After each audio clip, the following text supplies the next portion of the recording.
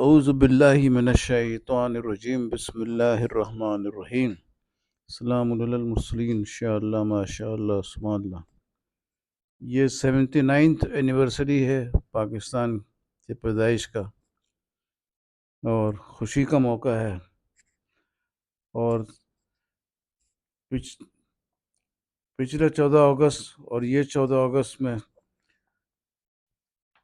یہ خاص بات ہے کہ ہر پاکستانی جو ہے پاکستان سے خوش ہے، یعنی کافی حد تک خوش ہے۔ ہر پاکستانی سے میں نے کافی میجورٹی، تو یہ سب کا وجہ یہ ہے کہ سب سے پہلے تو مارکہ حق کی خوشیاں ہیں، اور اب اس سال اضافہ ہو گیا ہے یہ امریکہ اور ایران کا جو میڈیشن کیا ہے پاکستان، اس میں بھی پاکستان کو کافی نام روشن ہوا۔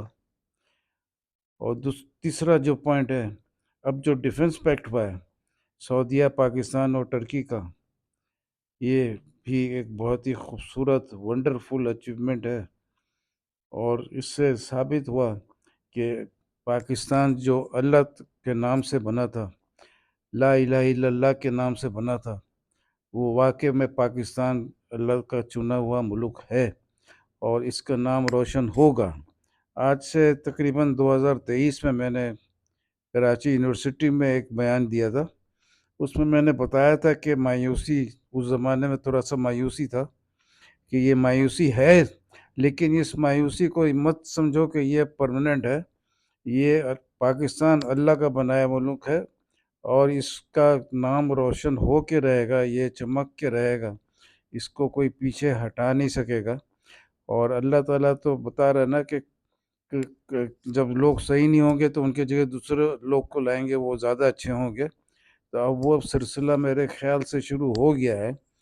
اور قدیر خان نے ایک شخص کا تعریف کیا تھا کہ کاش یہ پرائم منسٹر ہوتا پاکستان کا، اور اب تو وہ قدیر خان صاحب تو اس دنیا میں نہیں ہے، لیکن ان کے آرٹیکل میں نے پڑھا تھا ڈان اخبار میں، اور وہ نام جو اس کا لکھے تھے کہ کاش پرائم منسٹر ہوتا، وہ اپنا پرائم منسٹر شہباز شریف صاحب۔ اور واقع میں یہ ایک آدمی ایسا ہے جو کام کرنے کا شوقین ہے، اور 19-20 تو سب میں ہوتا ہے، لیکن یہ اوور آل اس کو دیکھنے سے لگتا ہے کہ پاکستان اب کچھ ایفیشینٹ ہینڈز کے ساتھ ہے، اور اللہ اس کو برقرار رکھے۔ اور دوسرا پوائنٹ یہ ہے کہ پاکستان جو ہے یہ اللہ کا بنایا ہوا ملک ہے۔ یہ میں نے 2023 میں بڑا کلیئرلی بولا تھا کہ مایوس مت ہو، کچھ نہ کچھ ہوگا، یہ اتنا کچھ ہونا شروع ہو گیا ہے۔ اور میں خود بھی بنگلہ دیش میں تھا، اور بہت عزت کے ساتھ تھا، بہت دوست تھے میرے، بہت اچھے دوست تھے، یعنی بڑے بڑے آفیسر تھے بات، تو وہ سب اور پھر محلے میں بھی عزت تھا، شہر میں بھی عزت تھا، میرے والد کا بھی بہت عزت تھا، وہ تو فوت ہو چکے تھے جب بنگلہ دیش بنا، تو والد صاحب نہیں تھے، لیکن اللہ کا شکر ہے کہ کوئی تکلیف نہیں ہو رہا تھا، سب کچھ صحیح تھا۔ ایک روز میں گھر کے باہر صرف کھڑا تھا، اور ایسے ہی کیونکہ بھیڑ بھاڑ کم ہوتا تھا اس زمانے میں، تو کھڑے تھے تو اچانک میرے کو الہام ٹائپ کا آواز آیا، یعنی کوئی آواز کان سے اتنا سننے کا نہیں تھا، لیکن ایسا لگ رہا تھا کہ دماغ میں خود بخود آواز پہنچ رہا ہے، اور اس میں یہ تھا کہ اب تم کراچی جاؤ۔ تو میں نے بولا کیوں کراچی جاؤں، یہاں بھی تو تبلیغ ہو سکتا ہے۔ تو پھر آرڈر آیا کہ نہیں کراچی جاؤ، اور پھر میں اس کی وجہ سے حالات بھی فیوریبل ہو گئے، اور میں کراچی پہنچ گیا۔ اور مزے کا بات یہ ہے کہ جب قادیانیت کے پر میں میرا ایک بہت زبردست مضمون نکلا جو ختم نبوت سے بھی انعام ملا، اور قادیانیت کا ایک چیلنج تھا، اور اسی پوائنٹ سے یہ قادیانی بناتے تھے، اور وہ پوائنٹ کو میرے کو جواب ملا اللہ کے فضل سے 85 سال بعد۔ کراچی یونیورسٹی سے سپاس نامہ بھی ملا، اور ختم نبوت کے یوسف لدھیانوی صاحب سے میرے کو انعام ملا تھا، اور میرے موبائلہ پر منظور احمد چنیوٹی صاحب نے بہت اچھا مبارکبادی کا دیا. ویسے تو بے شمار لوگوں نے بریلوی، اہل حدیث، شیعہ، دیوبندی سب مبارکبادی اچھے سے دیے، تقریر کر کے دیے، بیان کر کے دیے، مضمون بھی لکھ کے دیے. تو اب اس میں کیا کہہ رہا تھا آپ سے کہ یہ جو مباہلہ ہوا تھا، تو مباہلہ اس کو بولتے ہیں کہ جب مناظرہ ختم ہو جائے تو اس کے بعد مباہلہ آفر کرتا ہے. تو میرے مضمون کا جواب الفضل انٹرنیشنل جو آفیشیل میگزین ہے قادیانیوں کا، لنڈن سے نکلتا ہے، اس میں آیا تھا. تو اس میں بھی جواب ایسا فالتو تھا کہ اس میں ٹائٹل دیا تھا علمی معجزہ میرا، لیکن میرا انعامی مضمون کا ذکر بھی نہیں تھا. تو میں نے 10 لاکھ روپے کا آفر کیا کہ بھائی کون سا پیراگراف میں جواب بتا دو، میں 10 لاکھ روپیہ دیتا ہوں. کوئی پیراگراف بھی نہیں بتا سکا کہ کہاں ہے. جو یہ ایسا ہی فراڈ بازی تھا.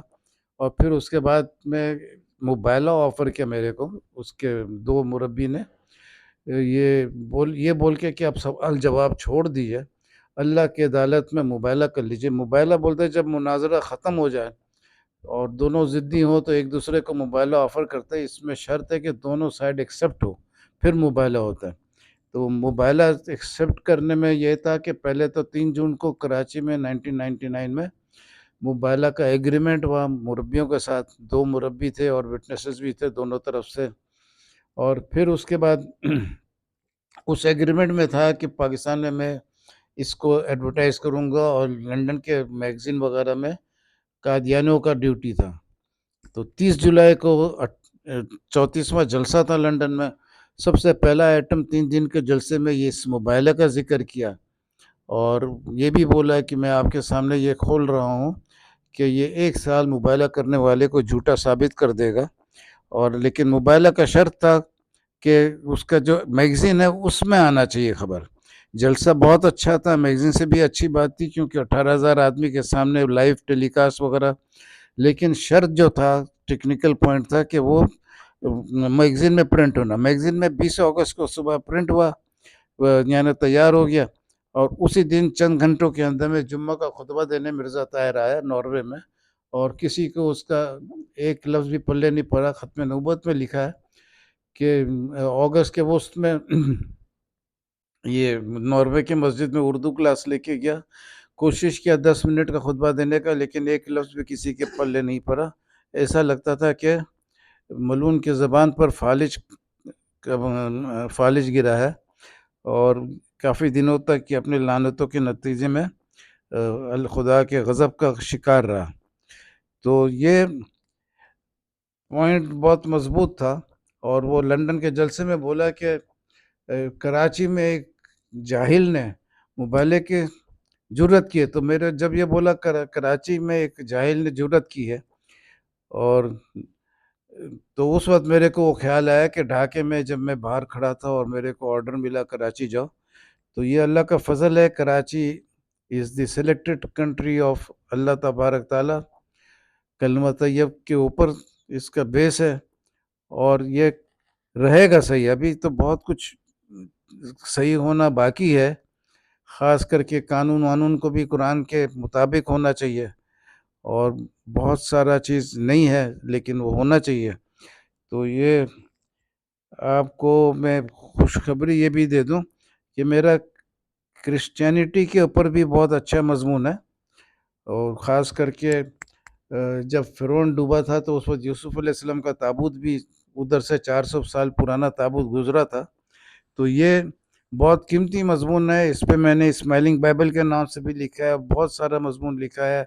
یونیورسٹی میں اس کا پرماننٹ ڈسپلے بھی کیا ہے، اس مضمون کا پینفلیکس کے شکل میں پرماننٹ ڈسپلے ہے، یعنی ابھی بھی ہے ماشاءاللہ، 2-3 سال سے لگا ہوا ہے. تو یہ آپ کو میں بول رہا ہوں کہ پاکستان میں اب مایوسی کا چکر تو کافی کم ہو گیا ہے. اللہ تعالیٰ خوش رکھے شہباز شریف صاحب کو اور جنرل عاصم منیر صاحب کو.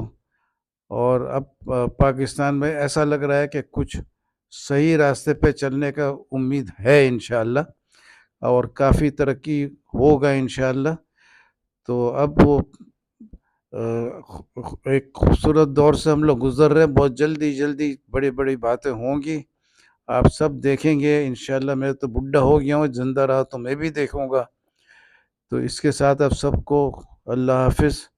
آپ سب پاکستان زندہ باد اور ہر پاکستانی زندہ باد.